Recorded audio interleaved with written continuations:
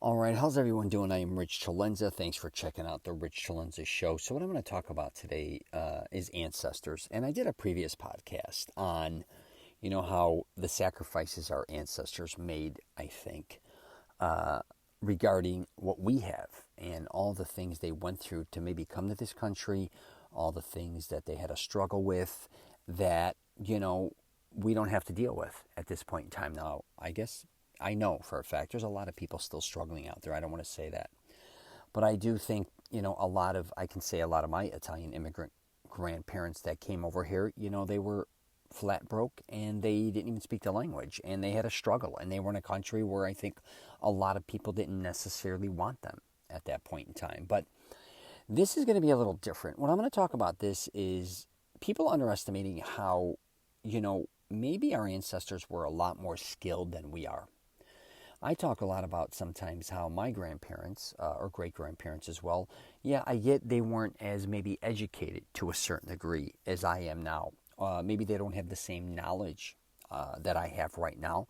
And one of the reasons is I think because of just the way things are, gathering information online, and gathering just everywhere, social media, the news, everywhere, Google. There's just so much information out there that I have access to that I didn't have in my past, and they definitely didn't have because let's face it, a lot of their information was word of mouth or probably through books or encyclopedias. I mean, they could have went to school as well. I'm not saying they couldn't do that as well, but it was very limited compared to the information we have now, in my opinion.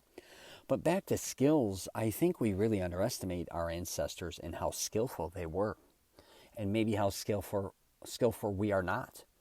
I think a lot of us think we have a lot of skills, which we may, and I talk about it a lot. That I think people underestimate how many skills that they have now and how many they can create and all these things. But I do think sometimes we frown upon others in our past, or maybe people that are immigrants or things in that nature. But I'm here to tell you, when it comes to skills, at least me, and I'll just use my great grandfather from Italy, how skilled he was and how much more actually skilled he is or he was then compared to me now. Yeah, I mean, my great grandfather from Italy, he could fish, he can hunt, he was a painter, he could do wallpaper, he could do construction, he can cook, he can garden. He was bilingual. I mean, I'm okay. I can kind of get away with Italian, but I'm not fluent in English and Italian. And he had a very good fashion sense about him, and he lived a very long time, and he was an extremely hard worker. Was not lazy. Raised a family of five. What did my? Okay, there's six. There's four, two, and two. There were six of them, and my grandma helped as well. But my point being is, I can't do a lot of those things. Now, sure, I can do a lot of things that he can't do to a certain degree, but I'm telling you, if it really came down to it, he knew how to survive.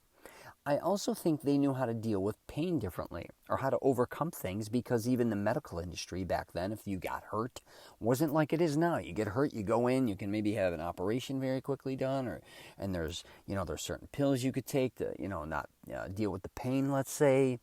Let's face it, I mean, especially in the last 50 years, how far the medical industry has gone. Even in the last 25, my daughter had a liver transplant. My other daughter has type 1 diabetes. It's amazing how far we've gone in a short amount of time, because even 25 years ago, when you heard somebody was having a transplant, you were just thinking, that's insane. But now it's almost common to a certain degree that you can go in and get a transplant of some sort and come out and live a very healthy life. It's amazing. And the reason I bring this up is because I do think a lot of millennials and younger people really underestimate how tough our ancestors were and how skilled they were in many different areas. And they can do a lot. I'm telling you right now, you may think a lot of times you're doing a lot, but if you really break it down, what are you truly doing? What are you truly skilled at? If you put, again, I have close friends, even from Italy. And we used to goof around, and we have a close friend that owns an Italian restaurant and that show Survivor. And I wouldn't be able to. I mean, I'm goofing around, but of course I try to survive. But could I survive on the show Survivor? I mean, of course I'll survive, but I wouldn't have the skill set. I used to say I would take one of my close friends who's an Italian chef, who's very skilled at hunting, cooking, fishing, all these things. If you look at life, like what it took to survive back then compared to now. I mean, my life for the most part has been me going out to eat. I never had a hunt for my own food, nor did I ever. Fishing when I was younger, but again, people truthfully always cooked for me. And sometimes I do look at myself and say, oh my God, I am like, it's ridiculous at times how spoiled I am. Even making coffee, I never really, I worked in an Italian restaurant. I helped throughout my life. And I remember someone said, hey, Rich, throw on a pot of coffee. I didn't know how to do that.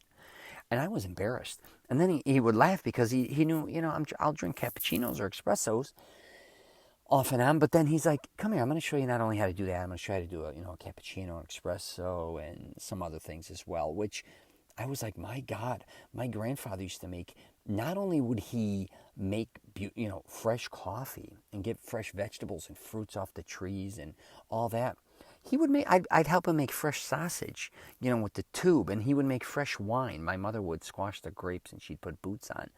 I mean, you're making your own wine. And I'm going to wrap it up with this. I remember going to Italy and then meeting a lot of my, family members there. And they were doing a lot of those same things. And they were my great-grandfather's family members. And I was just sitting there in awe and thinking, wow, this is incredible. People truly, are incredible at a lot of things. And we don't appreciate it. I don't care if you go to a restaurant and you get an amazing meal. If you could, you may be able to get the recipe, but would it really taste that good? Would you have all those ingredients? Would you get it in that amount of time? And, let's face it, I don't care if it's even sometimes a burger or even if it's something simple as a cup of coffee and it's delicious. All these things, there's so many people out there that are so skilled. And I did a video on us kind of undervaluing what everybody else kind of does for us. It could be within our own household. It could be family members, colleagues, or anything. But we and friends, we have a lot of people that do a lot of amazing things for us, and we just take it for granted. I mean, don't get me wrong, we pay for it, right? But the truth is, a lot of these things that we have access to, we could have never created, nor would we know how to. We don't have the skill set. And it's just kind of amazing when you look at life and all that's kind of us, helping one another. And that's why I will sum it up officially with this is I do not get caught up in race or any of these things because I don't care if you help me, my mechanic with my car. I don't care if you're the guy who, and I've discussed this before, you cook food for me. I know you or don't know you. You make a smoothie, a coffee. You help me at you're a clerk or you work at the counter at a retail store or at the mall or whatever it is. You are helping me, and I want people to know that I appreciate that, and I say thank you more than I've ever said it before. And if you're out there, you might want to look around and just kind of acknowledge, how many people out there are helping you and how skilled they are. And if you truly want to kind of start doing more than just maybe sitting in front of a computer or a TV and things, go out there and experiment. I talk about it all the time. You can develop skills that will blow your mind. So if there's things you're interested in, don't be intimidated. Go try it. All right, I'm going to wrap it up there. If you got any questions or comments, just hit me up. I'm at richcelenza.com.